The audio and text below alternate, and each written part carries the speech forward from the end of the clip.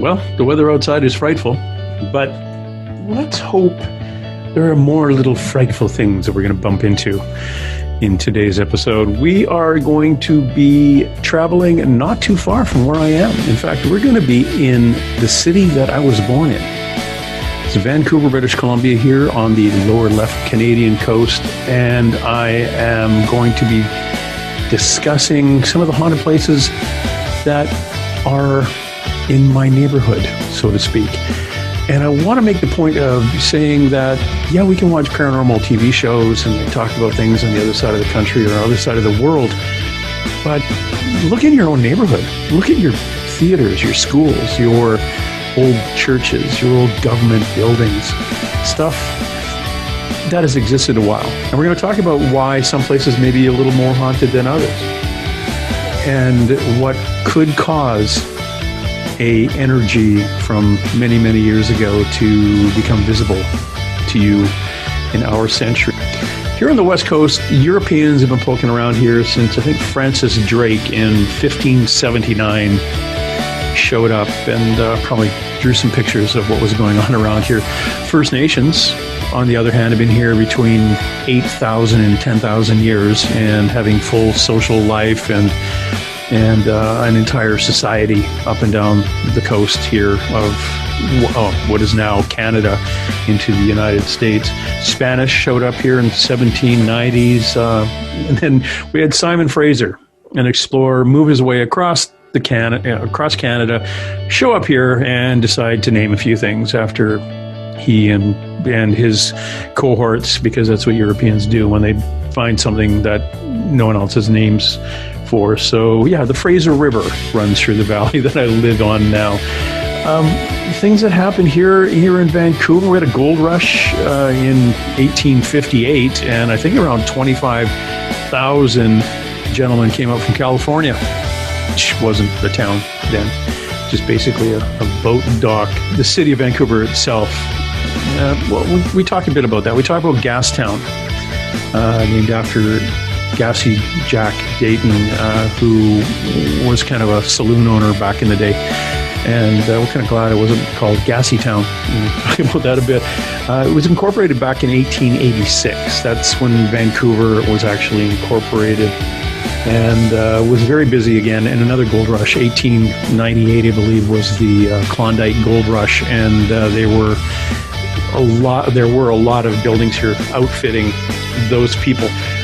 One of the places we talk about is a restaurant back in the day, like last week. It's still here. In 1970, it opened up. It's the old spaghetti factory, and you probably have those places out where you are. But this is in a building called the Malcolm Building, which built in 1907. And it was a number of warehouses this gentleman had built, and the warehouses supplied the trade route, which was up and down the coast here, and over to the Orient and into down, Hawaii and all up and down the West Coast. So the building's been around for a long time, but in 1970, the old spaghetti factory moved in. We are going to talk about the history of that place, the ghosts that have been seen, and the possibility of a portal, or why they're seen in that building more than a few of the other buildings around. We also talk about a wonderful structure. It's St. Paul's Hospital, originally a 25-bed wooden structure built in 1894, and then in 1912 torn down and a full-on stone building erected and expanded on over the years. And our guest was lucky enough to get in, not only to poke around, but to interview a lot of the people who had worked there and still do work there in his book series. Let's talk about that wonderful book series and our guest author. Greg Mansfield grew up just south of Vancouver, actually in the same town that I grew up in, Richmond. He was fascinated with ghosts and the paranormal. And I'm not going to say from a real young age, though he and a few of his buddies were over in Wales and did have an experience and witness a hovering formation of UFOs over a field in Cardiff in broad daylight. We touch on that. We touch on why that specific field and that location. But, despite visiting many haunted places in Canada, the United Kingdom, the United States, Greg has actually never seen a ghost firsthand, but he certainly hopes to. And while he hasn't seen a Sasquatch either, he did get those UFOs off his bucket list. He's calls himself an open-minded skeptic, which is good, because you need those. Specifically, if you're going to go out and poke around in this field we call the paranormal. He's a part-time member of the Cold Spotters, Vancouver-based group of ghost investigators and enthusiasts. Greg is, I would say, an authority on haunted places in Vancouver. He's got an entire series in his Ghosts of Vancouver. Haunted places. He's up to, I'm going to say 39 haunted places right now, haunted locations. But honestly, he's probably got 50 to 70 in his back pocket, ready to pop out of his next part of his series. So this is an expanding series. Go to his website, ghostsofvancouver.com. Again, ghostsofvancouver.com, and poke around and see what writings he has available, and on also his blog, where he does go out and poke around in these places. And he is in, a number of these blogs are his interviews he's done with local media out here. It's a very, very interesting area. He is a wonderful resource for this area, but I really want to make you aware that you live in an area that is haunted too. No matter where you live, it is haunted. Everywhere is haunted. But why are certain areas more apt to bring on that full apparition? What is it in the geography, in the area, that actually allows some people to see them more often than others? And we do talk about that. Yeah, we bounce around to a few haunted houses he's been to out here. Having some, again, interviewing people with a lot of experiences, and talking about our hometown. So I hope you enjoy it, and I do hope you come away with this as being a bit of a eye-opener for the town that you live in too. And you don't have to go to some famous place on the other side of the continent or the other side of the planet to go look for a ghost. They're everywhere. Just kind of do some research in your own neighborhoods. Maybe write your own book, and then I'll have you on. But right now, I'm going to get Liam, my funny little alien friend, to introduce our next episode and introduce you to the wonderful author, Greg Mansfield.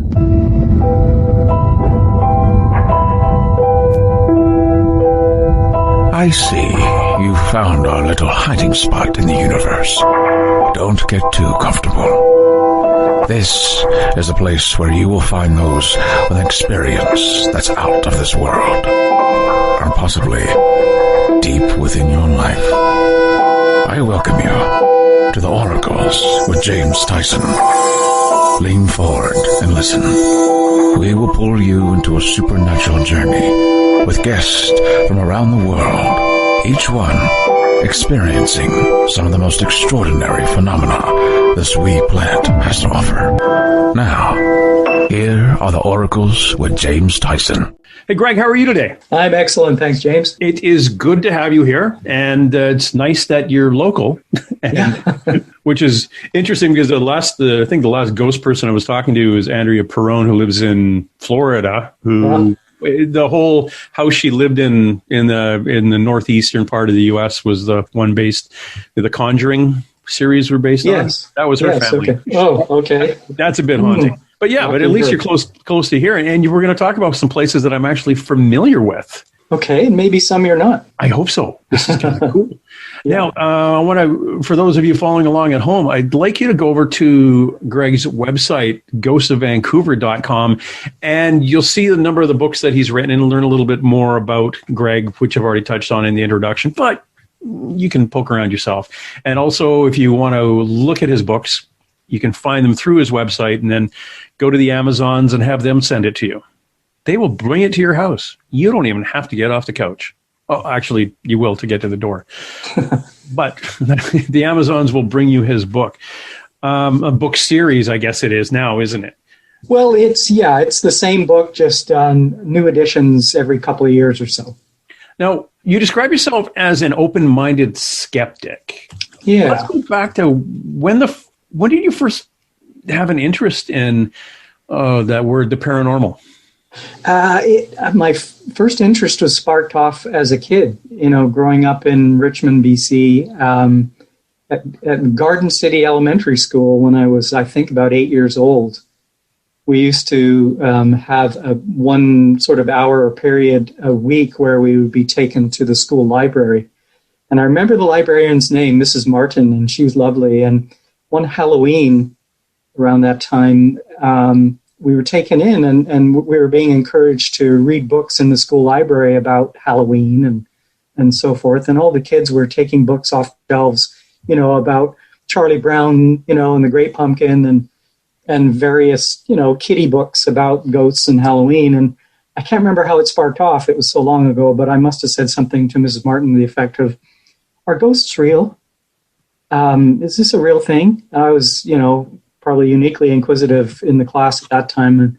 And she said, "Well, some people do think they are, Greg." And I remember her walking me over to the bookshelf, and there were 2 or 3 books by such classic authors as Peter Underwood and Colin Wilson. And one of them was about ghosts and poltergeists. And I think it was by Colin Wilson. I can't remember. And so I took the book out of the library and I devoured it at home and was fascinated. And of course, it gave me a bit of a chill. But for an 8-year-old, you'd think I'd be crawling under the bed. But I wasn't. I was just fascinated that these things could actually be real. So that was the starting point. And then in junior high, I went to a school where we used to have to do a written report on something once every 4 to 6 weeks. And I remember most of my reports, and they only needed to be, 15 to 20 pages long, handwritten in those days. But they'd all be about this, paranormal, such as ghosts or UFOs. I remember doing a couple of reports on UFOs, and that's been a fascination of mine as well. But yeah, it's been from a young age. And then as I got older, I have family in the UK. My mum grew up in Wales, my dad in Nottingham, England, and would visit family in South Wales. And my aunt told all kinds of tales about her encounters with, supposedly real spirits in a hospital where she worked in South Wales. And she, I believe, is very psychic and attracts those things. So it's just been ongoing. Yeah, that's kind of an interesting heritage. I found that when I talk to a lot of people who have had experience with images, beings, spirits, ghosts, whatever energies, a lot of them, if you're Caucasian, will come from Wales, well, anywhere through the UK, Ireland, over top of Scandinavia with a dip into Black Forest in Germany, and the inside of the boot of Italy and the coast of Spain or France and Spain, and in the Morocco area. Yes. It seems like that's our closest to being an indigenous person, is going back to 300 or 400 years, and we were still seeing things moving on the land and elemental. Yeah, what you touched on there was the whole Celtic connection as well, with Wales, Ireland, Scotland, and then back, Normandy and so on. Absolutely. Yeah, it's fascinating. Dark-haired Celts as well. My aunt in Wales is dark-haired, and there's a long lineage of Welsh behind her, and she definitely has something going on. Yeah, my grandmother, who is from northeast UK, England, she talked about having a great-grandmother that she remembered, and she described her as a witch. Oh. Black hair and brown eyes, and just this, she saw things. I was like, oh, that's kind of creepy. Your open-minded skepticism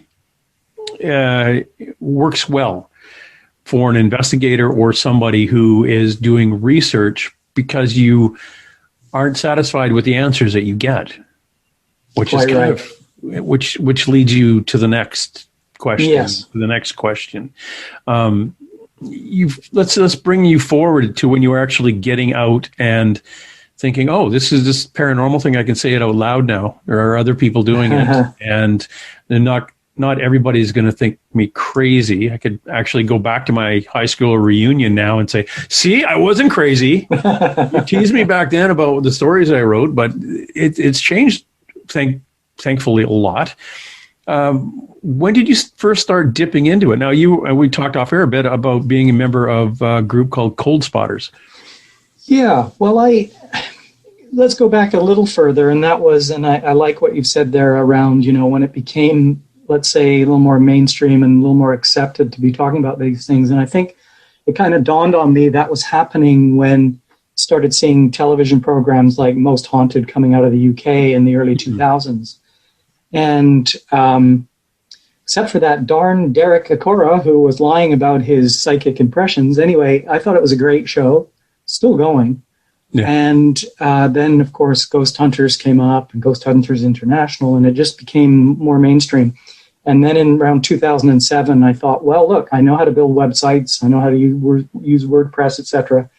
I'm going to, darn it, build a website about Vancouver, because nobody had done it at that time, and I didn't find any books on it other than some books by Robert Bellick, but he's more about the ghosts of British Columbia and so forth, not concentrating on Greater Vancouver.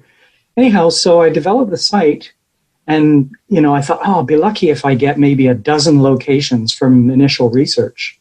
And, well, gosh, quickly I got well beyond that. We're now up to, well, the book has 39. My files have 50 plus, but I haven't investigated them all or researched them all.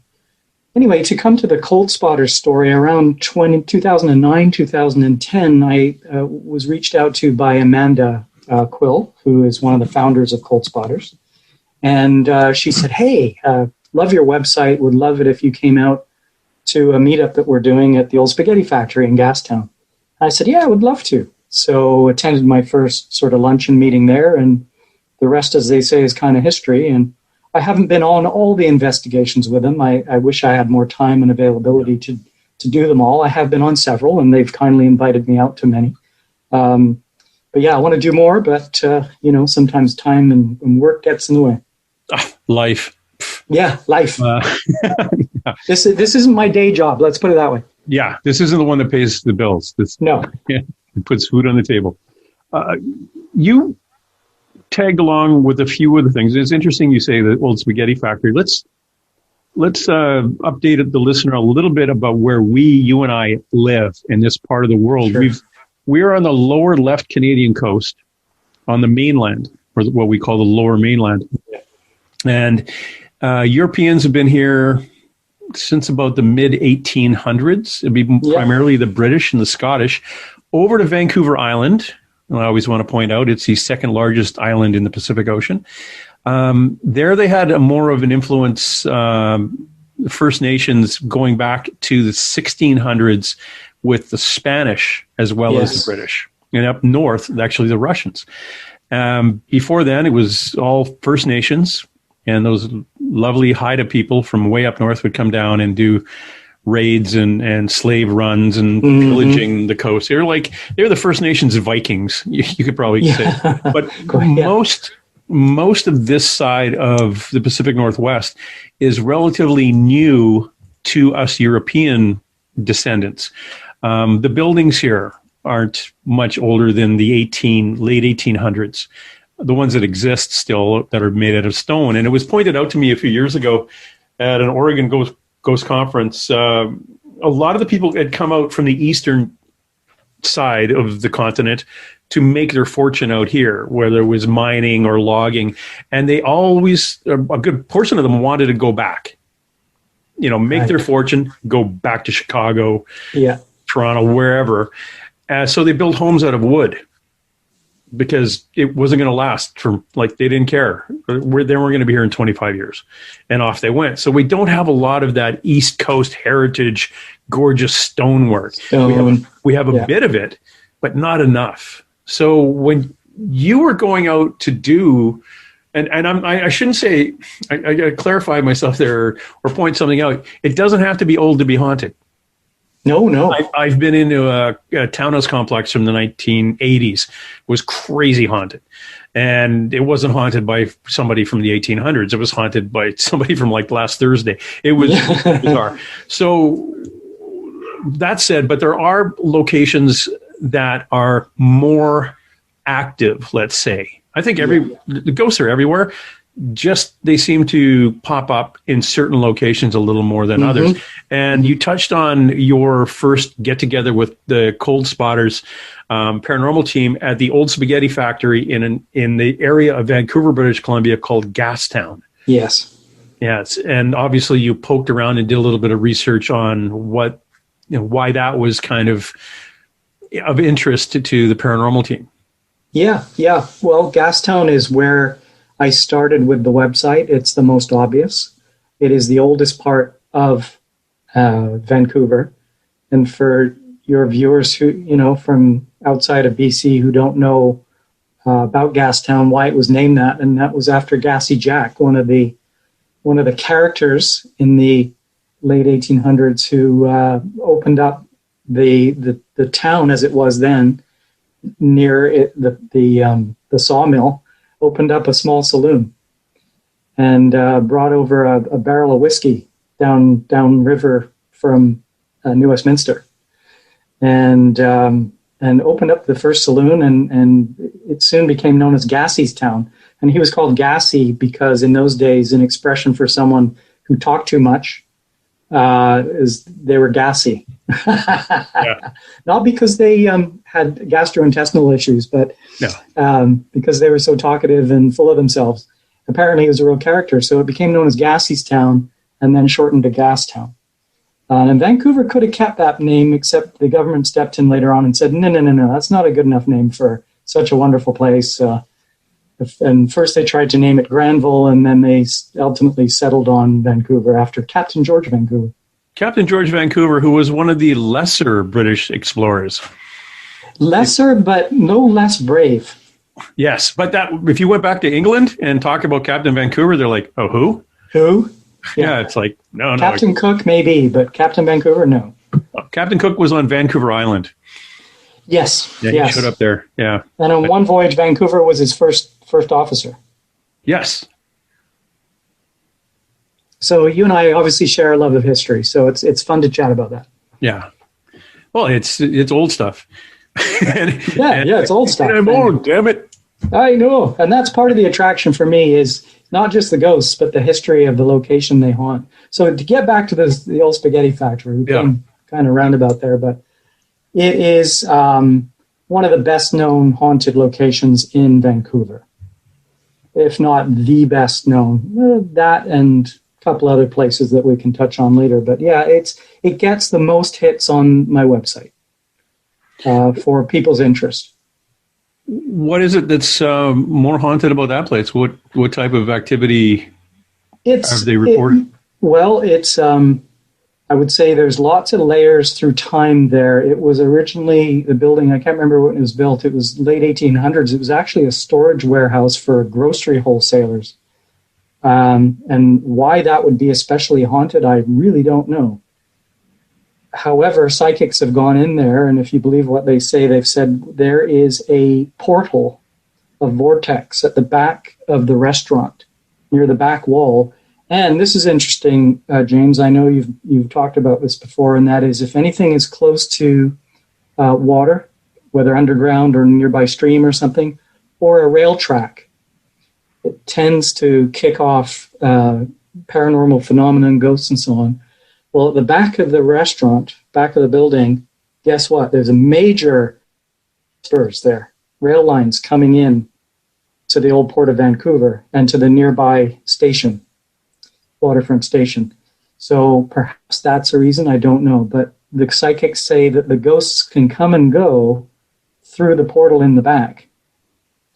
And I do believe that some of the ghosts are full-time residents as well, if you want to put it that way. Yeah. That's what I've heard. Have you heard the story about the little boy? Yes, he actually, I'm the one that actually broke the story about the little boy on the website and in the book first. And that was through an interview. When I did a TV interview with Red Robinson, a local broadcaster who's now retired, we sat in there having lunch after we did the show and the walk around. And we got chatting to one of the former managers there, Chris, and he told us about the little boy. And it's fascinating. I've been fascinated with the little boy ever since. And in fact, feel somewhat sorry for him. I know, anyway, we can talk about him at length, but he seems to me that he's trapped there. He's about 6 years old and maybe doesn't realize what's going on. Yeah. Yeah, that's what I get too. There's layers and layers there. And of course, the best known ghost in the old spaghetti factory is of the conductor in the old BC Electric trolley car inside the restaurant. And that trolley car has been inside there since 1970 when they first set up the restaurant in the building. And he hasn't been seen as much lately. But, going back 10, 20, 30 years, he was seen quite frequently.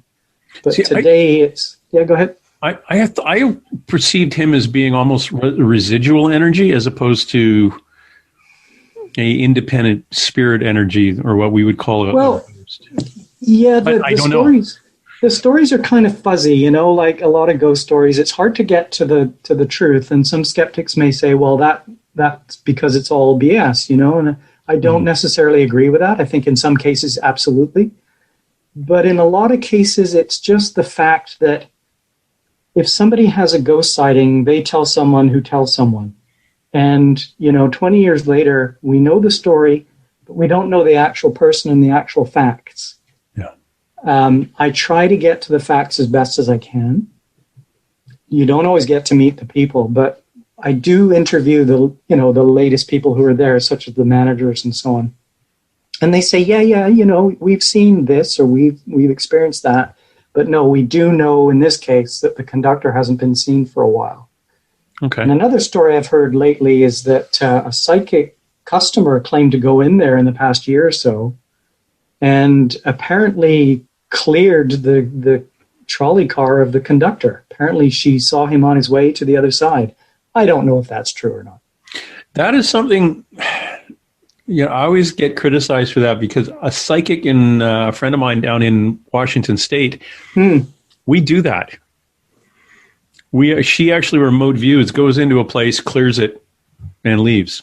And we've done it in a few houses actually locally here, and we've done it as far away as a road. I think it's an old barn now, but was a wagon stop in the countryside in England back in the 1400s or 1500s. Yeah. And there was somebody in there that she crossed over. But we do that. It's quite common. But usually when I was in Gettysburg, Pennsylvania, I went on a ghost tour, and there was this poor woman who had been murdered, and her boyfriend who killed her, his ghost was in there basically still terrorizing with her. And she was murdered in the kitchen. And she was in great distress constantly, 24/7 in distress.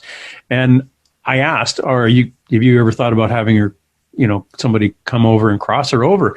And they just, all the rest of the people on the tour looked at the tour guides and went, yeah. And they said, no. Well, why not? Because we get paid to bring people here. Right. Yes. So let's just keep poking at the bear. Yeah, I'm not a big fan of pay for paranormal, come to an old asylum and poke at the dead people who were poked at while they were alive. No. But anyway, that's a whole other issue. But yeah, it happens. You'll get somebody clearing things out of there, or when they bump into them. And I know my psychic friend Skeeter, she will actually have dead people. Like we'll plan on clearing a house. Yeah. She'll remote view and she'll have half a dozen ghosts show up at the door. Like, hey, we're coming. So right, just literally off the street, so to speak. Yeah, they come from the neighborhood. And so we had that at a buddy of mine's house. Anyway, whole other issue. But yeah, clearing. I have heard of that. Yeah. Yeah, clearing, it does literally move some of them over. And I kind of feel sorry for the little boy, the little 6-year-old who's trapped. He'd be somebody that you'd think, maybe we should talk to him. Let him go. I would think so, yes. At the same time, knowing the kinds of things he does around the restaurant, I think he's running around and for the most part having fun. Yeah. He pulls little pranks and I don't think he means necessarily to scare people. but he has scared a couple of servers in the restaurant very badly. Yeah. No, your interview with Chris, the manager, that's the one where Chris said he saw him under the table when he was closing? That's the one where very close to the real story. And it goes back at least 5-6 years now, where Chris was working late night, as they do. The restaurant closes at 11, and, between 11 and, say, midnight-ish, they spend about an hour, cleaning up after the day and setting tables for the next day's, trade. And he was working at the front of the restaurant near the lobby area, the entrance desk. And a young gal was working with him that night in the middle of the restaurant setting tables. And she was there sort of over a table with her head down, and out the corner of her eye, she saw this little boy run past with a flat cap on. And she thought, hang on a minute, that doesn't make sense. The restaurant was closed and no children should have been there. And so she went sort of chasing after him, and the boy had run to the back of the restaurant. Now, remember, that's where the psychics say the vortex is. But she saw him duck under a table. And so she ran over to the table and looked under. And there he was. He had turned around to face her and was sort of on all fours looking up at her. And the thing with this little boy is he sometimes appears with no eyes in his eye sockets, just blank. And this terrified her. And she ran to the front of the restaurant where she knew Chris was, the manager. And she was just burbling and very frightened. And she said to Chris, or she told him what she had just seen. And she said, I can't work here anymore. I can't do this. And she literally quit on the spot and never came back. Wow. And so I don't think the little boy means any harm. I think he's playing games, and I don't know why ghosts appear sometimes the way they do, why they manifest in certain ways. Is it a symbol of what happened to them? Is it a symbol of their psychological state? I don't know. But he was seen doing this very similar move a couple of years later. And I was told this by the more recent manager. And the young gal, it was a very parallel story, saw the little boy. But when she saw him, he had eyes. But she noted that he had a flat cap and a little corduroy jacket and shorts on, which if you look at the old photographs in Vancouver's history, that's the costume that young boys wore sort of late 1800s, early 1900s. Yeah. So he's from around that time period. That's fascinating. We're talking to Greg Mansfield. He's the author of Ghosts of Vancouver and all of the series of books that spawn from Ghosts of Vancouver. Go to his website, ghostsofvancouver.com. The Old Spaghetti Factory is just one.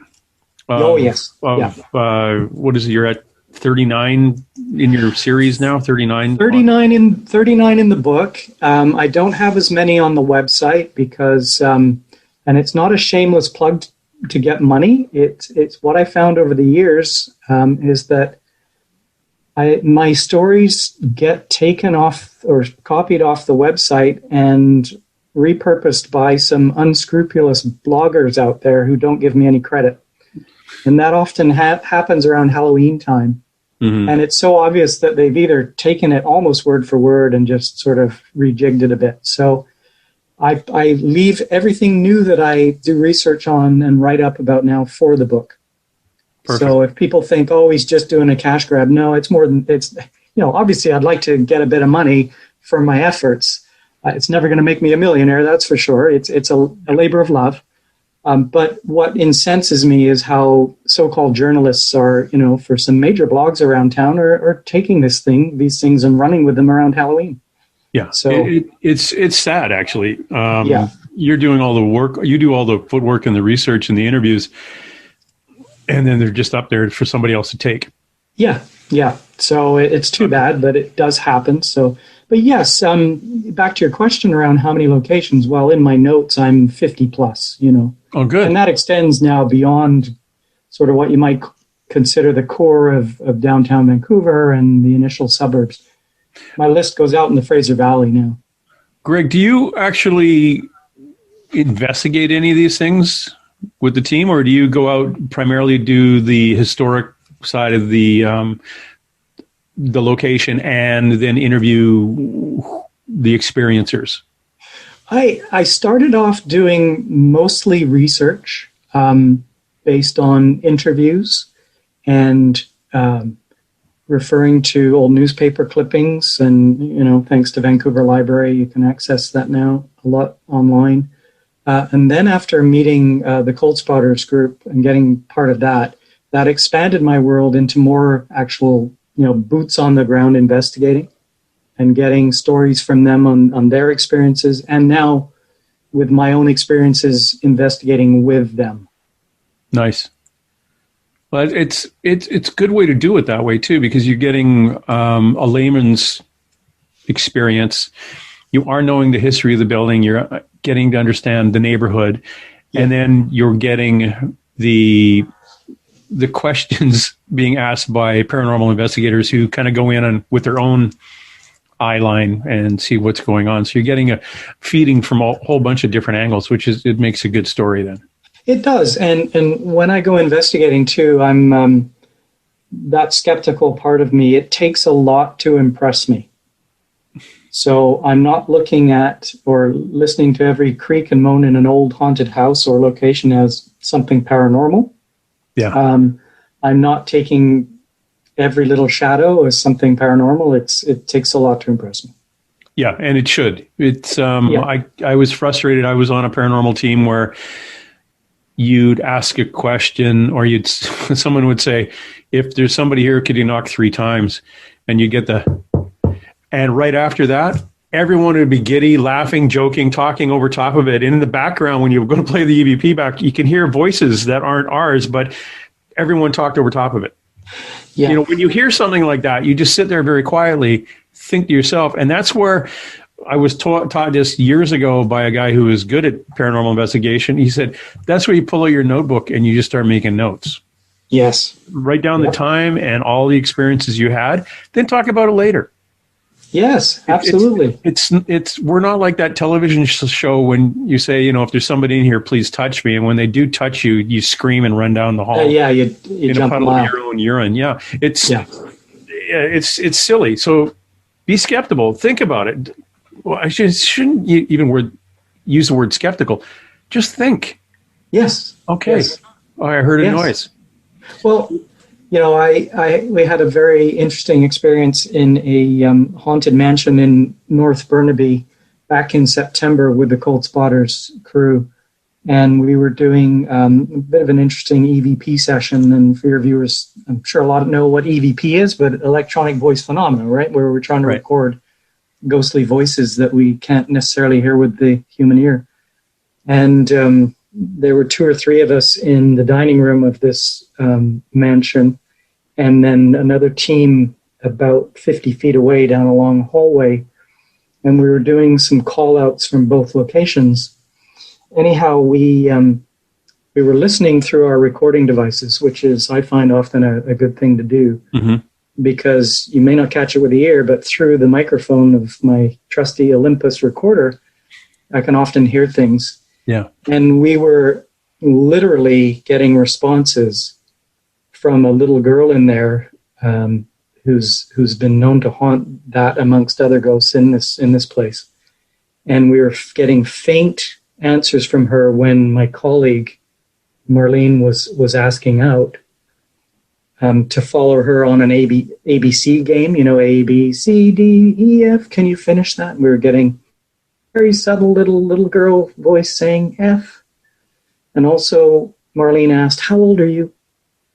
And just a few seconds later, you heard this little girl say 5. And to Marlene's credit, and not to brag, but to my own, we sat there and looked at each other and kind of went, like, isn't this fabulous? But we didn't say anything because it's important not to, really? No, You do that after the session, as you say. Yeah. But it was a wonderful moment because people ask me, Greg, you get frightened? Well, yeah, sometimes. But when you're doing a session like that and you get a little sweet girl's voice coming through, it is fascinating. It's somewhat mind-blowing. but it's not frightening. It's just, wow, I want to know more. What is this little girl's story? Why is she here? Is she trapped? Can someone help her? Yeah. Those thoughts are going through my mind. And as, of course, it's the fascination of, and that's why we do it. But it's not a game. I realize that if this is real, like we think it is, then there's a human consciousness there that is trapped. They're where they're supposed to be. Exactly. Where are they supposed to be? If there's an afterlife, then, do they need help to move on? Some might say that little girl's having fun. She's another one that likes playing pranks on people, just like the boy at the old spaghetti factory. She likes to play hide and seek, so she'll giggle at you and go running off, and you'll try and find her, and you won't find her because she's disappeared, or she's walked through a wall. That's fascinating when you say that she's walked through a wall. Yeah. I went to a metaphysical store here in Port Moody, British Columbia. The first day I walked in there, a gentleman came through the front door wearing a hat like this, had a beard with a 3/4 length black coat on, walked right through the counter and then through the wall and kept going. So what that tells me is he entered a building that is not physical in our time. Right. So he probably, because he didn't pay attention to anybody else in the place, he just walked in. So he was walking into a building that existed for him. Yes. And we aren't in his periphery at all. Our energy, our living energy isn't there. And I'm always fascinated with that, where you'll have, like, you were in that old mansion. That's a museum now, isn't it?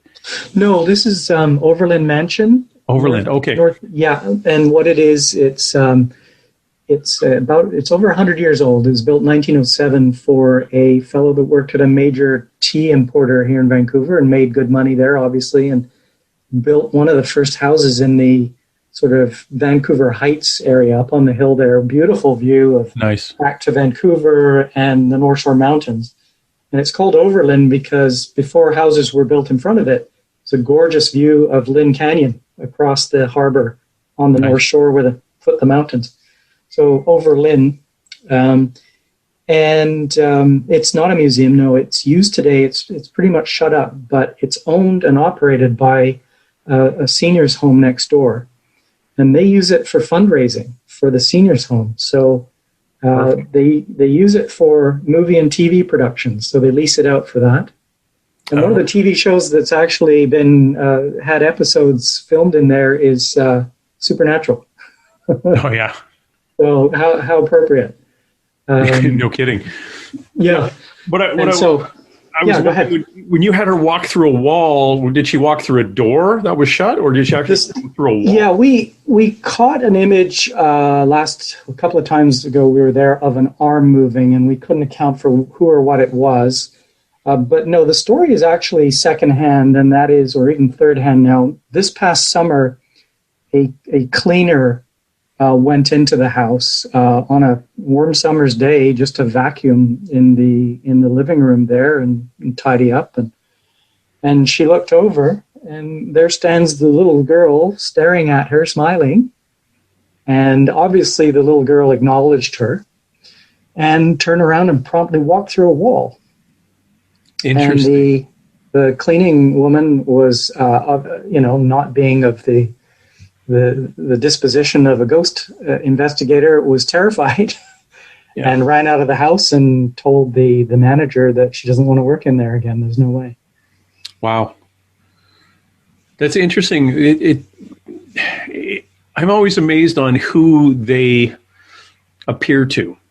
Yeah. And I always want to talk to the person who sees them and find out, like, what's your sign? How much did you have to eat that day? Where are you from? What kind of background? Yes. Have you ever, what kind of dreams do you have? Why you and not, why A and not B? Exactly. Why did this person show themselves to you? Are you a woman between the age of 25 and 35? Could have been similar to her parent or sister, her mother, that kind of thing. Why does she show yourself to you and not to somebody else? Yeah, good question. And I'm in that sort of category, I think. if it's A, B, C through Z in terms of A being the most psychically impressionable and ghosts come forward to you and you see them, I'm down at Z somewhere. I'm fascinated by this, but I haven't had the fortune of actually seeing one yet, in my own eyes. I've heard them. I've heard the bangs they create. I've heard them on my recorder in real time. Haven't had the privilege of seeing an apparition yet. Yeah, I'm trying to think. Since I started doing the paranormal investigations, the only full body apparition I saw was one I brought home. Ah, and he really? stood at the foot of my bed. Oh. Yes, so I've heard of such things. Where did you bring that home from? Off Schreitz Road in Steveston. Oh, okay. In a what used to be in the 1930s was a woodworking shop for the fishing boats on the river. I know. It was a Chinese gentleman, which was very fascinating because I described this. It was a Chinese fellow in a leather apron, and he had something in his hands. And I just kept looking at his face. Now, literally, I got home. Usually, when you leave a location, you kind of do a little bit of self-clearing. Yes. Please, everything stay here. Yeah. Well, we were filming for Shaw Cable, a show they were doing. And it was pouring rain, and it was an hour to drive home. And I just got in the car. It was 2 a.m. because I wanted to do it in the middle of the night for some reason. But so I get home, I lay in bed, and there's light. And my eyes are shut, but there's light flickering. Yeah. So open my eyes and look at the ceiling, and it was like a bunch of little yin and yang teardrop things I know. moving. I shut my eyes and opened it again. I went, oh, it must be like an emergency vehicle out front reflecting in the water. And I sat up to look out the window, and he was standing at the foot of my bed. Huh. So I looked at it and did what any big tough Mountie would do. Grabbed my covers, went right back over. And I'm laying there going, what the and I peeked. He's still there.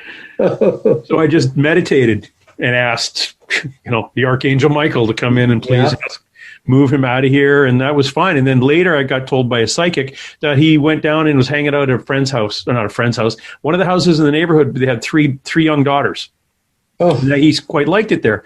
Then I was talking to the fellow who managed that whole area down in the Harbor Authority there, a fellow named Jim, whose daughter, 20 years earlier, she was now 26, 20 years earlier, in the same location, he went up a set of real narrow, very steep stairs to a second level in the Quonset. And she started going up, and she's a bit nervous, and this gentleman helped her up the stairs. And she described the Chinese gentleman identical to the fellow that I saw, and he told her that he was making a toy for his daughter. Oh, and she asked her dad who that guy was, and he said, "There's nobody here." And that was, and at 26 years old, back when this happened, this would have been 2013, 2014. She was 26, and she goes, "Oh yeah, I remember him." Huh? And I said, "Yeah, so do I." Yeah. Because he's in my hood now. He's not hanging out there. But that was interesting. That was kind of weird. But that's only full on. In fact, I've only seen in the same investigation, I saw what looked like a black towel moving on the wall like this. And then come down over top of a friend of mine. Yeah. And when we left this room, it had kind of a swinging door, which you could take your pinky and move the door. She was the last one coming out. And the door started closing on her, and she started pushing it, saying, "Hey guys, this isn't funny." And we're all looking back thinking, "What are you talking about?" Nobody there. And we literally got her finger and went like that and moved the door. And she said, the door, I couldn't push the door open. It was, she's quite cute. And whatever was there was holding her back in the room. Yes. Yeah. So yeah, that was interesting. But that I would say is the only ones I've seen since I was a kid. I came close to seeing one once, and with my ex-wife, and it's what you just talked about jogged my memory, because you're talking about the yin and the yang, and gosh, I'm going back a good 25 years ago now, when my ex and I were staying at a private residence on the north end of Bowen Island. And for those of you watching who don't know, that's north of Vancouver, about a Horseshoe Bay. It's about a 20-minute ferry ride, and I think Harrison Ford had a house on Bowen for a while there. Anyway, this was a well-known family around town. I won't name the name because I don't want to betray any privacy, but they own this house since the 1930s or 40s on the north end of Bowen. And we stayed there one New Year's for a good 4 or 5 nights. And in the middle of the night, on one of the nights we were staying there in the back bedroom, my ex woke up to see what she described as a paisley shape, a tall paisley shape that you might also call half of a yin-yang symbol. Yeah. In a blue fluorescent sort of haze standing in the corner of the room. And she woke me up too late. Didn't get to see it. But you could feel and I'm not a psychic, necessarily all that sensitive, but you could feel something strange in that house the moment you walked in. And sure enough, she saw this thing. So what is it about that shape? I don't know. Yeah, it's weird. That kind of, well, you talk about people see orbs too. Orbs always are like, I was doing a podcast years ago and literally one was about the size of a golf ball, like kind of a fluorescent blue mist went right across the keyboard like this. That's a little awkward because I was talking to somebody who was all about ghosts and things, and all of a sudden this thing happened. But people will see shapes within the orb. Yes, true. And of course, we have that thing. We always want to make it a face. Right. But there are some other geometric shapes. And I don't mean sharp angle, but that kind of arc. Curves and blobs. Yeah. Kind of like best way, like you described, paisley, almost like a fan, but arced. And I'll see them, but I've seen a couple with that weird, bad wallpaper or 1970s shirt, paisley thing in it. Yeah, it's fascinating. But always be careful, viewers. When you're looking at videos and photos, don't assume that everything's an orb. 99 times out of 100, it's probably dust. Yeah. It's interesting. I like the idea of any haunting around an island because I'm the biggest proponent of Victoria and the Olympic Peninsula being active strictly because we've got that tide coming through from the Pacific, squeezing through twice and in and out twice a day, creating all that energy. So dead people can just like flick a switch. It's like Arizona, in Tombstone, Arizona, all that silver and quartz in the ground and the solar loading from the sun. Easy energy. And like you say in Gastown, right on the old railway tracks, right on the water. And on on the harbor front. Yeah. So it's, can you have a house that's haunted in the middle of nowhere out 100 miles from any water? Yeah, sure. You may not see the ghost as often. Yeah, but you might have water running beneath the house or the house underground, an aquifer. Yep. Again, Andrea Perone, who's in the house The Conjuring's based on. I said, where's the closest waterway? She goes, there's an underground river. It goes right under the house. I went, yeah, that'll do it. There you go. Yeah.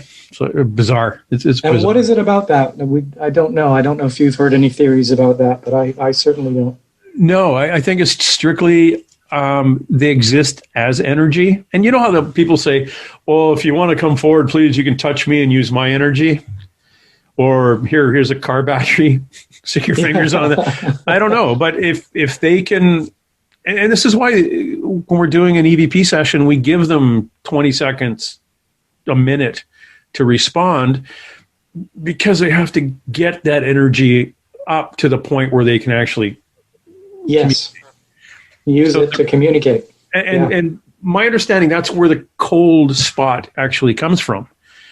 You feel a cold spot is because they're taking the energy from that environment, and which makes it cold.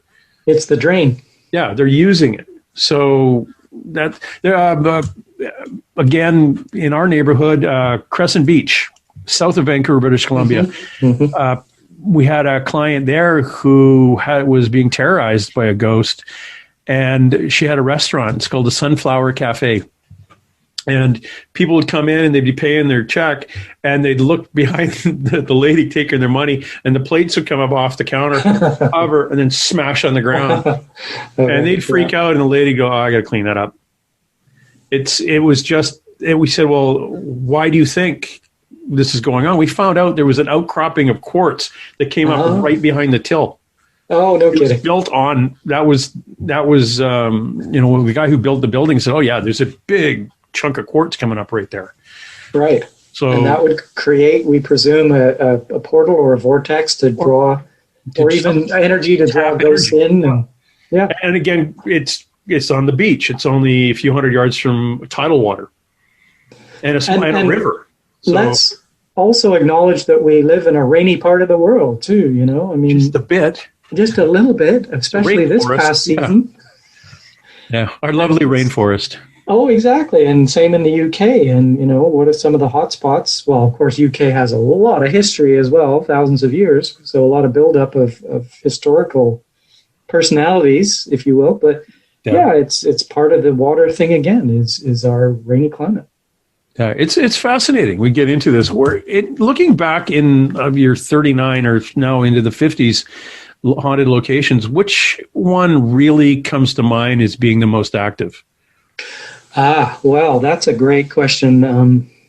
I hate to use that cliche, but it is a great question, because if you'd asked me that a year or so ago, I'm sure my answer would have been different. But today, having had the privilege of visiting at this location this past summer, I will tell you that my answer now is St. Paul's Hospital in downtown Vancouver. You got into St. Paul's?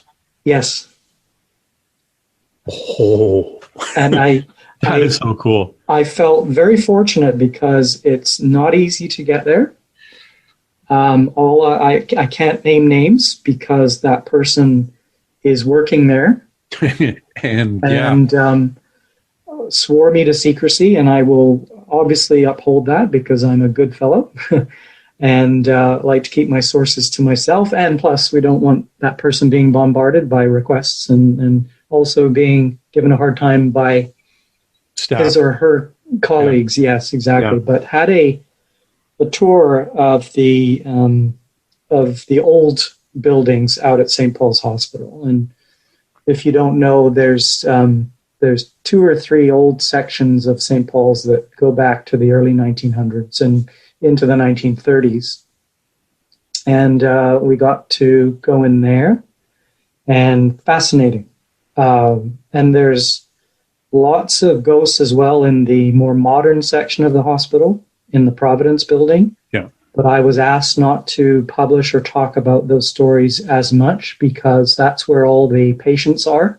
Yeah. And there are some scary, active ghosts in there that, for the average person, a patient going in there, I'm sure they would be terrified. Yeah. So I can't say much, James, but I can talk about the old section quite freely. Yes, please. Yeah, the whole hospital, my little saying now is more ghosts than you can shake a stethoscope at, It is, I'm sure the classic haunted places for those of us in the know are, asylums, right? Those are classic. Old mansions, of course.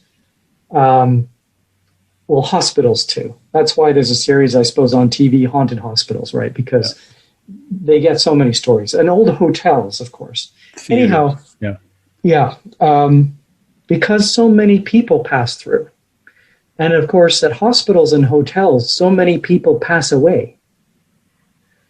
And so St. Paul's was a Catholic hospital.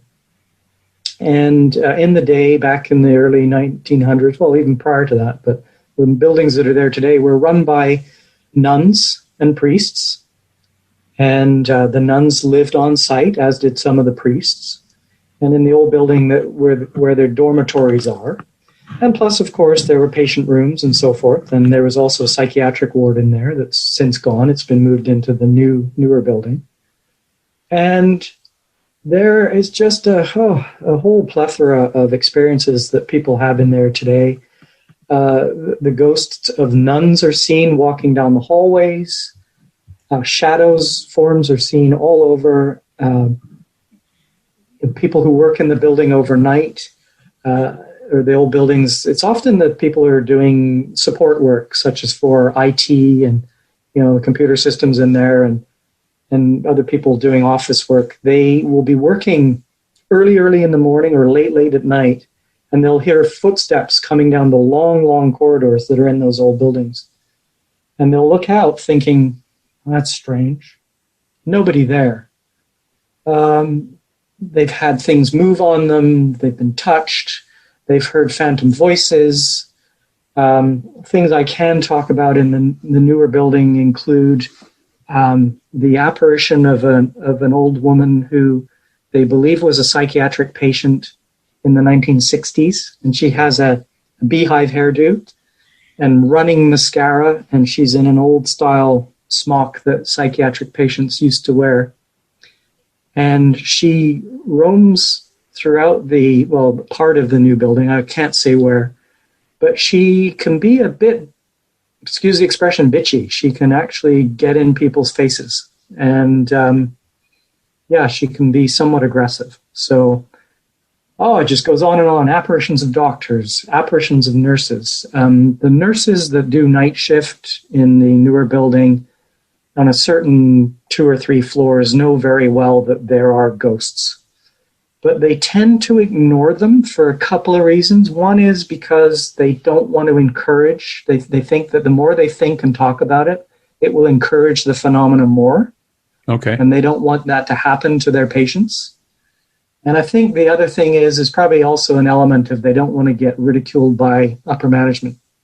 Yep. And so, I've mentioned all this in the latest edition of the book, Ghosts of Vancouver. So for anyone who's interested, please check out that chapter.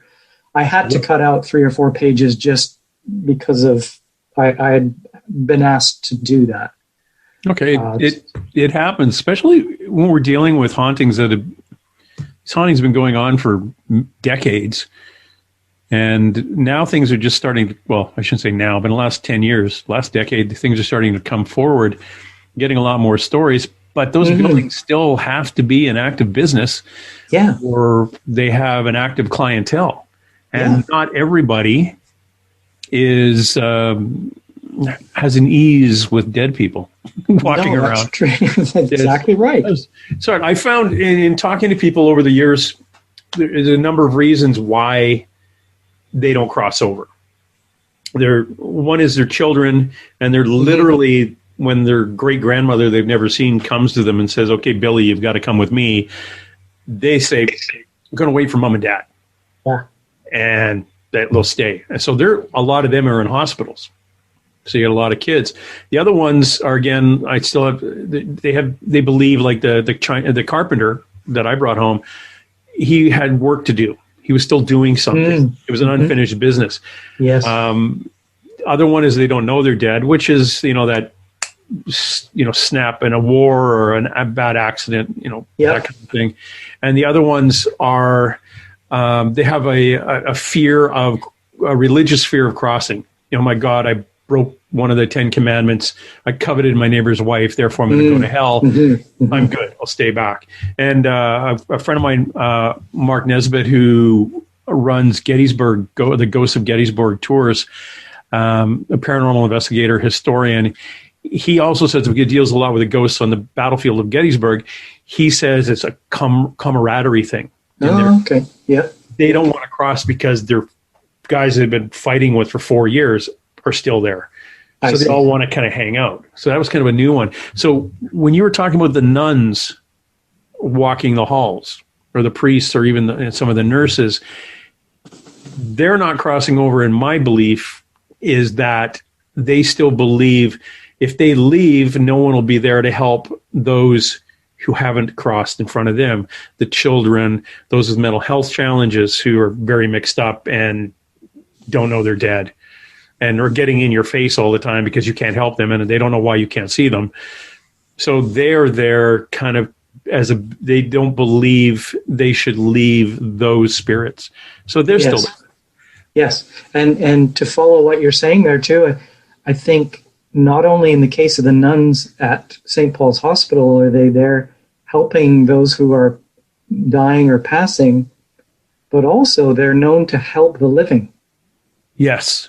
So in the chapter on St. Paul's in the book, tell a story of how there's a well-known ghost or spirit of a nun who, when somebody is new to working at St. Paul's on their first day, they typically have to go around the various old buildings and collecting things such as their badge, their pass, to get them through all the doors and all the buildings. Mm-hmm. Well, if you've ever been to St. Paul's Hospital, outside of the Providence building, the modern building, it's a labyrinth because they connected up 3 or 4 different buildings over the course of 80 years. And so there's unique passageways and that take you from one building to another, and it's easy to get lost. So it's a story about how new nurses on their first day they need to go from Providence to an old part of the Comox building. It's quite the route march that they have to take to go to the room to pick up their new electronic pass. And many times the new nurses will get turned around and lost. Well, there's a well-known story about how many of them encounter or see up ahead as they're walking, trying to find their way, the apparition of a nun just up ahead, far ahead, turning a corner. So they'll think, I'll follow that nun, see if I can ask her. And they'll try and catch up, and they only just see her up ahead, turning the next corner. And eventually, they get led by the nun to the room on this floor where they need to pick up their badge. That is cool. Yeah, and the person that showed us around St. Paul's, that had happened to that person. She said, that's firsthand. She says, I'm not the only one, but it's happened to others. That is very, very cool. Yeah. And that's in your newest book out? That's the one that's on sale today. Yep, that's edition 6. So we go to your website, ghostsofvancouver.com. We can find that and have the Amazons bring it to our house. Amazons from, .ca, .com, .uk will all send it to you. Oh, that's perfect. Yeah. And and if they can't find your house, they'll just follow the nun. Yeah, exactly. That is cool because I've never been in St. Paul's. I've driven past it, and it's one of those places like Riverview or any of the Essendale back in the day. These great big old stone 1800s kind of hospitals, and it's a friend of mine was in an accident in the early 80s. Take an ambulance to there, and had never been to St. Paul's before, and he was coming to because he had broken his hip or something, and he was kind of drugged up. As he woke up in the morning, there were 2 nuns and a priest praying at the foot of his bed. Oh. And the first thing he thought, he was getting the last rites. Oh no! Because he didn't know he was in a Catholic hospital. So it was like, oh, holy cow! What happened?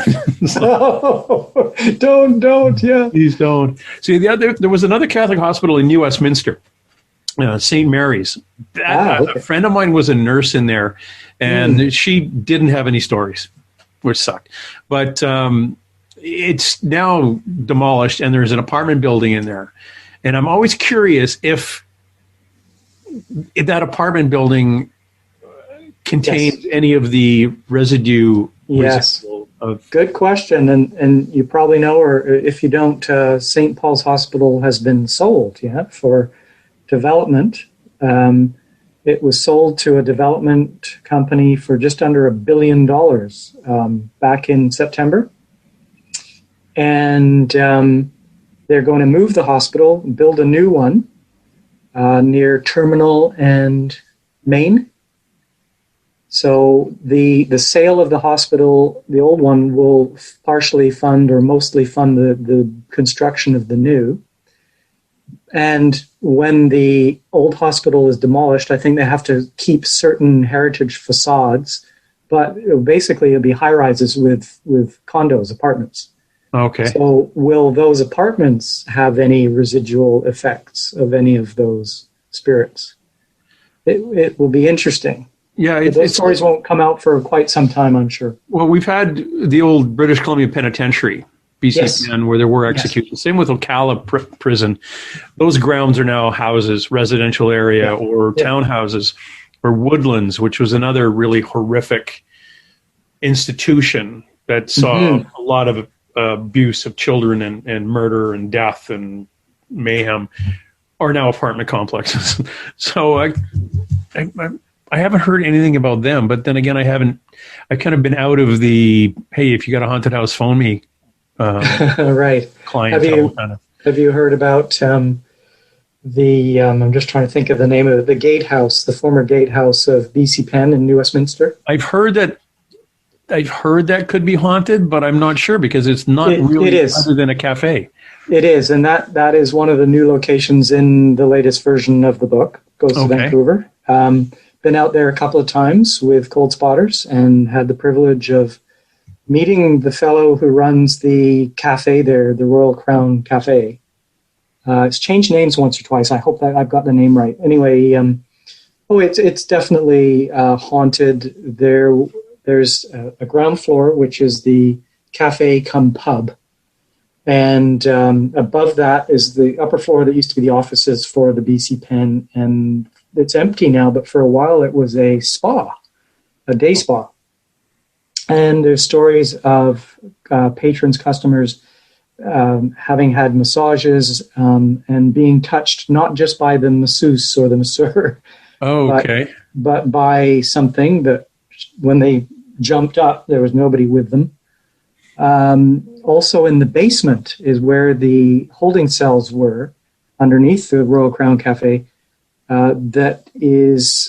were the holding cells for the prisoners who were transitioning in and out of the penitentiary or on their way to and from their court appearances.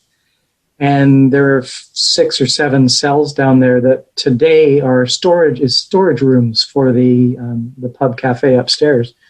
And the manager there, the owner of the business, has told us that, they see apparitions down there, shadow figures, hear footsteps. They've also had cold winds blowing at them.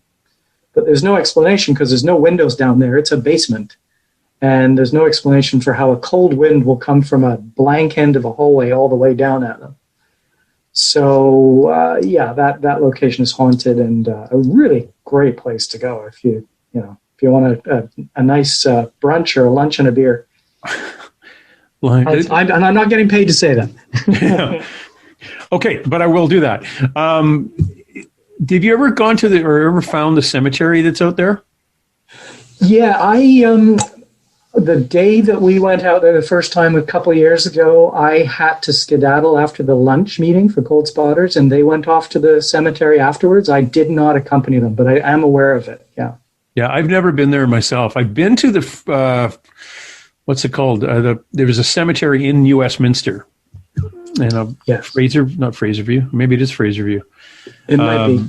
It goes back to the 1930s, and yes. I had a tour of it. They have themed tours, and the tour that I was on was people who died in accidents. So it was the Royal Engineers who had died when something happened, and then a cart full of wood. It broke away from the horse, and it tumbled and killed 3 people, and then a bunch of kids from the high school who had gone skating on a lake back in the day when lakes used to freeze here. Yes. And one would fall through, and then the next one would come and try to get him, and he'd die, and then the teacher would come, and they'd die. And they're all lined up, all the kids who died going through the ice. And it was kind of freaky. But have you ever done a paranormal investigation in a cemetery?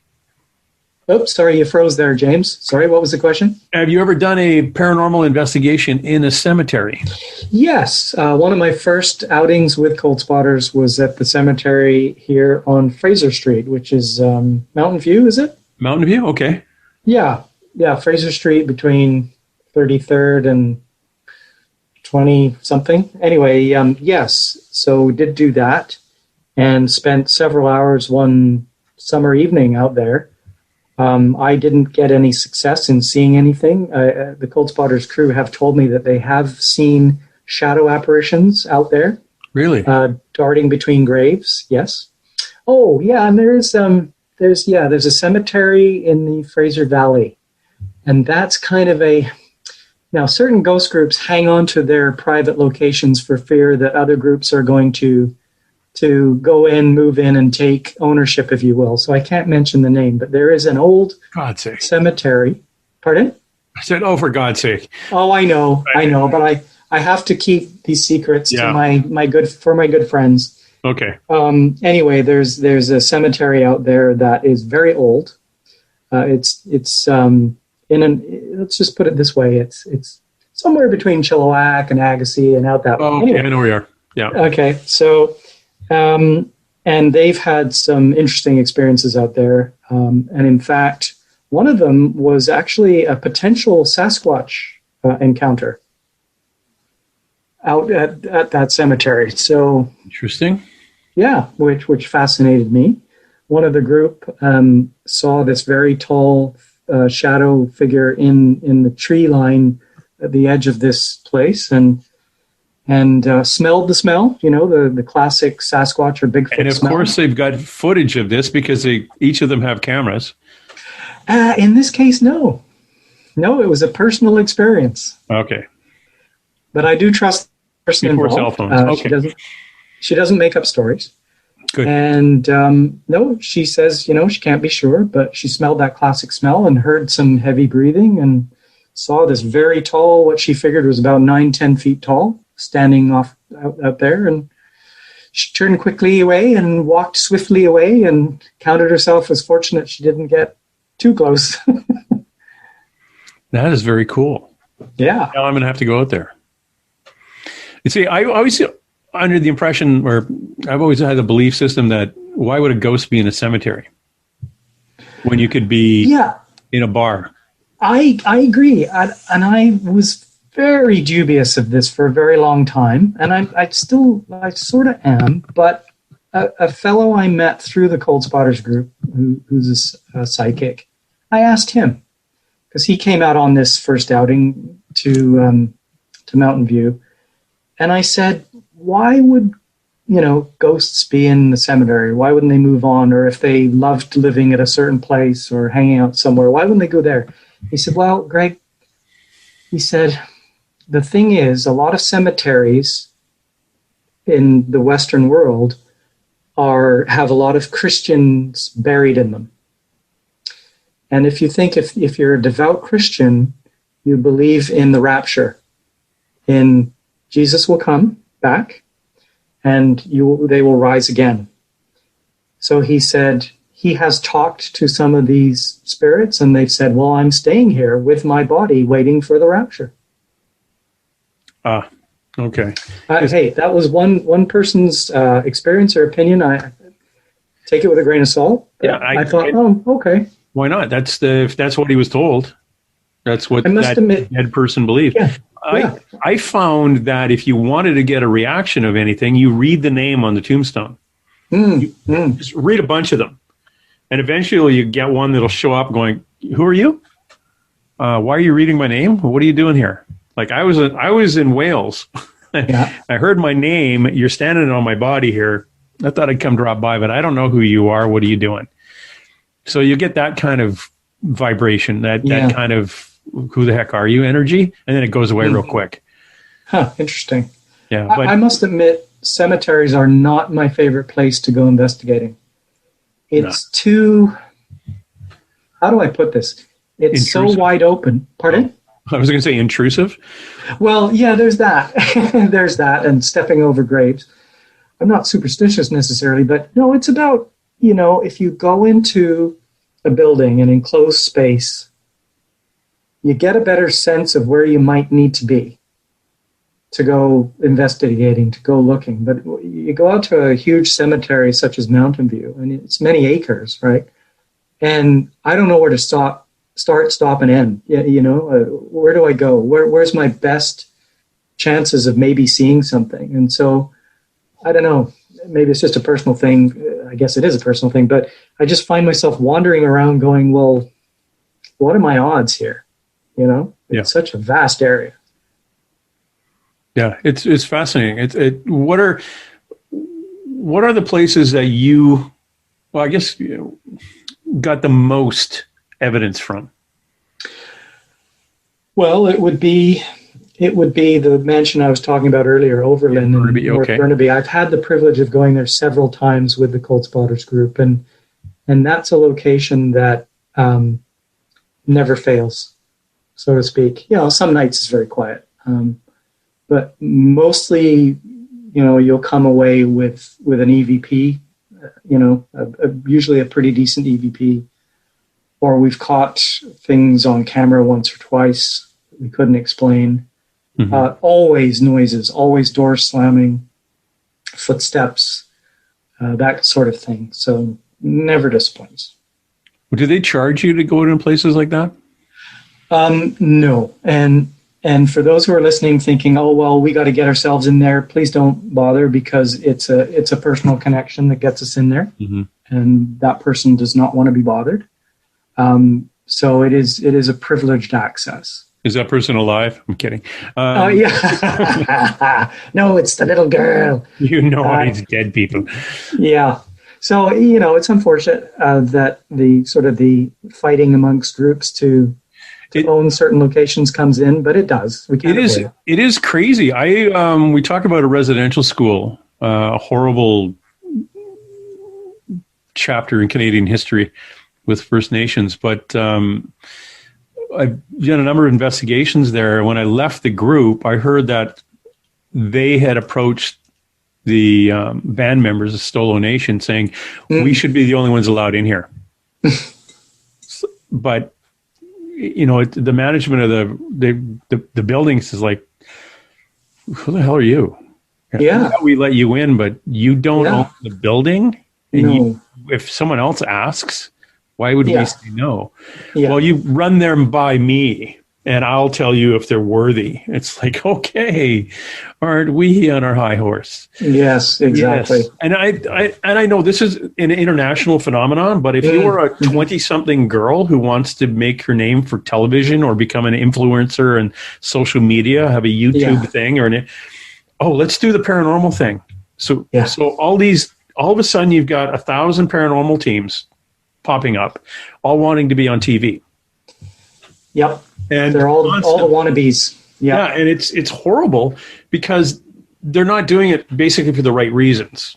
They're curious and they think it's fun. It's like it goes with my purse. Yeah, I shouldn't say that. It's demeaning. But it almost is that attitude of I want to be famous and look, this is a cheap way of doing it. Yeah. I agree. It's become sort of trendy, if you will, to use that old term. But I've seen an interesting shift, and I'm sure you've seen it too. In the old days, pre-internet, let's say, or pre-2000s, you would have a select few really keen, semi-professional paranormal investigators, like your Peter Underwoods and your, who else am I thinking of? Hans Holzer and so on in the States, and who would be privileged to get to know certain people and have unique access into these locations and write books about it. When it was on the fringe and when people, maybe their readership was quite small, including people like you and me.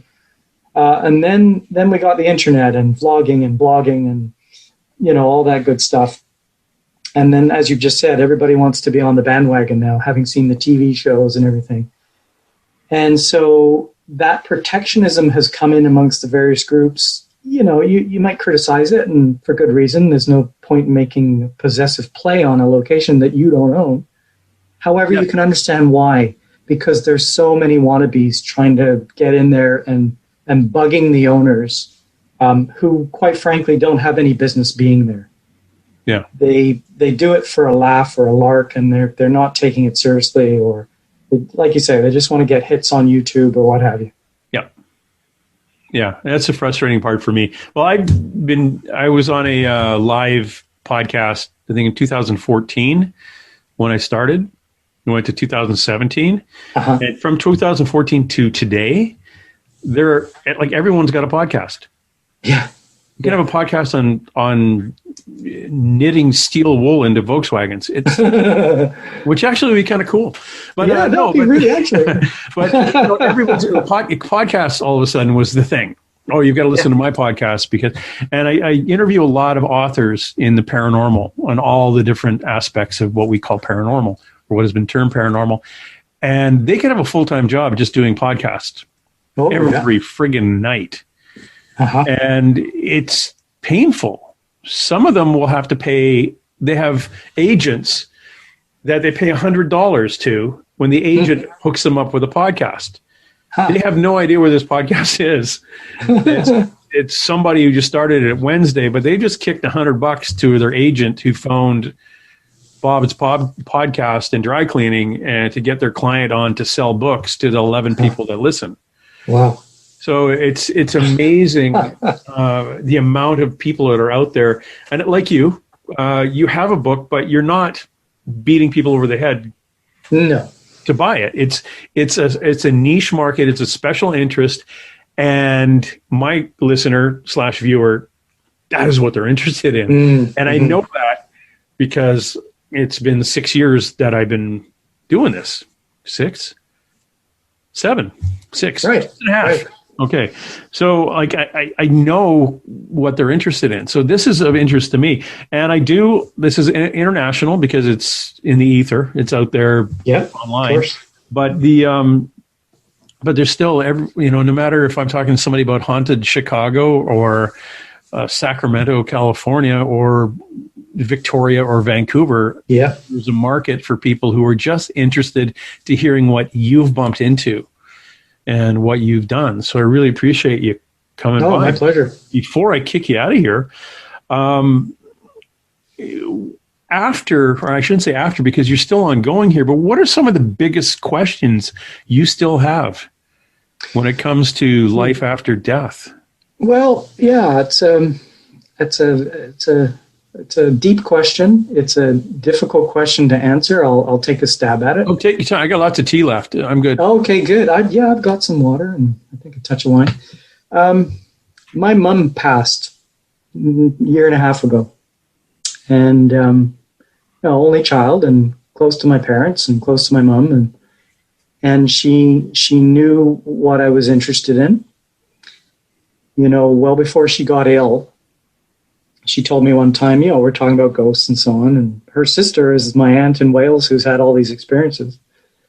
And she said, well, and my mom was open-minded and was a Reiki practitioner, for goodness sake, into ki and energy, body energy. But she said, I'm not sure, Greg, about the hereafter and so forth. And I said, well, I think so. And then she passed, and I did have a unique personal experience. However, after she left us, but it was personal. It was not something I would say was evidence of the hereafter. It could have been my own psychology, And so one of the big questions for me is, is it because I'm blocked psychically that I can't sense her or see her, or she hasn't visited, or is it not there? Maybe everything I've come to believe, even though I'm grounded in skepticism, I still have had these experiences and know so many people who swear up and down they have. Is it all wrong?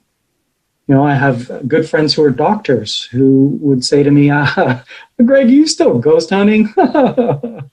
These are good guys who are scientists and excellent doctors, and I can't blame them for saying that. So the big question for me is, can it ever be proved to myself before I leave the planet? Will it ever be known or proved to everybody in our lifetimes or ever? Or is there just, if it does exist, is the veil too thick for us to really know and be satisfied that the answer is yes? I hope that helps answer it, but that's huge for me. Yeah, it's a question that it's a beer conversation. Yeah. It's sit down for a whole other hour and kind of discuss. Or more. Yeah. It gets into heavy philosophy and logic. And I have friends who are philosophy teachers who would say, although I think one of them has come around to the fact that, some of this phenomena does actually happen, even though it's a lot of just personal evidence. Hearsay. It's like you say, the doctors kind of scoff at that, but maybe they've never worked in the Vancouver General Hospital emergency room. Well, funnily enough, both doctor friends spent stints at St. Paul's Hospital. Doing some studies, some residences, and neither of them had any experiences. But I would say mostly the nurses and full-time staff Yeah. would have the experiences just because of the shifts they work, etc. And it's also when we look at, again, we're talking about the term empath, which has been beaten to death and pulled like silly putty in 10 different directions. But one of the things I find is, again, that talking to somebody who is that way intuitive, their career choices are literally maids, butlers, bartenders, waiters, waitresses, teachers, nurses. They are people who have gravitated to the helping profession. Good point. Will help you. And they're no good in cubicles. They're no good sitting down writing a book in a cubicle somewhere and having other people go research and bring it back like some professors do. They're no good at that. They can't. They need to be having a human interaction. Yes. And that's what their energy is for. Like your mother's energy was more helping another person, not all about her core, herself. Right. So that's why you get a lot of nurses that are a little more open to it. There was a television series actually about the paranormal activity around the Vancouver General Hospital and the interviews with the nurses and the doctors there about the stuff that they saw. And one of the nurses who was on that was actually, she lives locally here, and I met her at the dog park. And she told me this great story about a fella comes in. There was a girl a 17-year-old girl comes whipping in, emergency. She was in a bad car accident. They bring her into one of the holding rooms, waiting, to get her in to see the surgeon, and she passes. No. So they pull her out, and another guy comes in, and he's got like a really bad, gallbladder attack or something. He's there, and they stick him in there until they can get a space in emergency. And he starts screaming, "Get her out of here! Get her out of here!" And the nurses come running in, and he's pointing in the corner going, "Get her out." And he describes the girl who died, who is freaking out because she's dead, and now she doesn't know where her body is. And he's there, and he can see her, and she's freaking out. And all the nurses are going, "Oh, okay, that's weird," because he did not see her, but he's totally describing what she's wearing and what she's doing, and she's freaking out. So fascinating. So what do you do? Bring her body back in, saying, "Hop in, around the corner." "No, you can't come in. You're out. Sorry, you got to go. There's a light."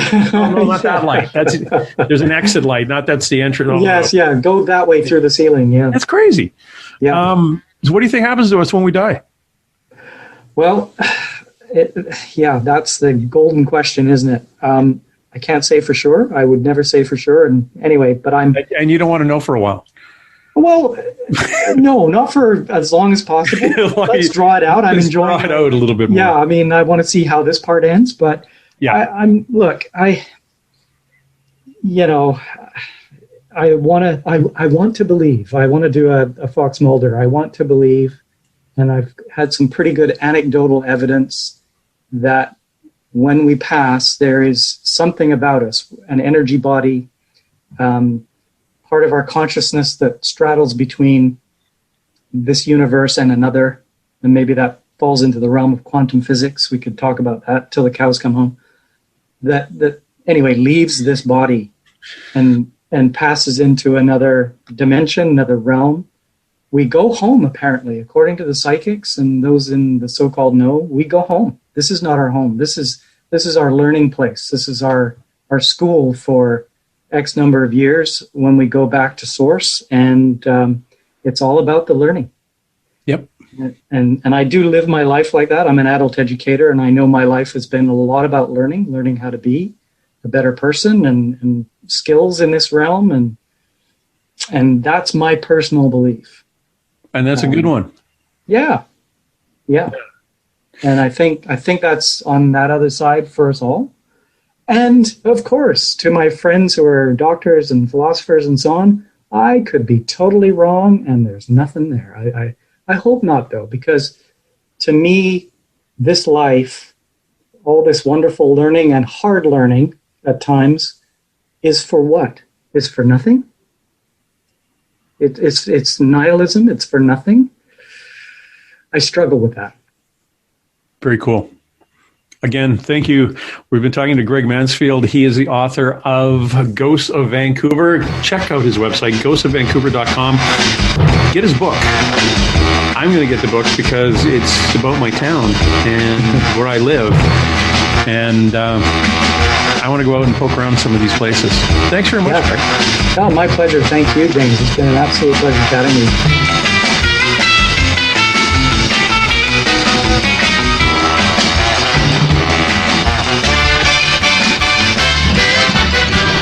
That's it, let's roll.